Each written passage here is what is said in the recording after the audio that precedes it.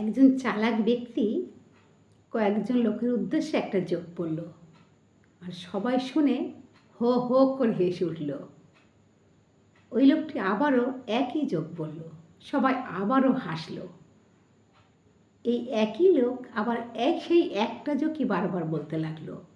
একটা সময় এলে দেখা গেল কোনো লোকই আর হাসছে না। তাদের মুখ দেখে মনে হচ্ছে সবাই অল্প বিস্তর বিরক্ত হচ্ছে। তখন লোকটি বলল যে, দেখো, আমি হাসির জোক বলছি, তাও বারবার শুনে তোমাদের হাসি পাচ্ছে না। তবে কেন তোমাদের ফেলে আসা দুঃখের কথা মনে করে এত কষ্ট পাও? বরং কষ্ট না পেয়ে সেটাকে মেনে নাও। সামনে দেখবে জীবন তোমাকে অনেক আনন্দ দেবে, 10 গুণ আনন্দ ফিরিয়ে দেবে।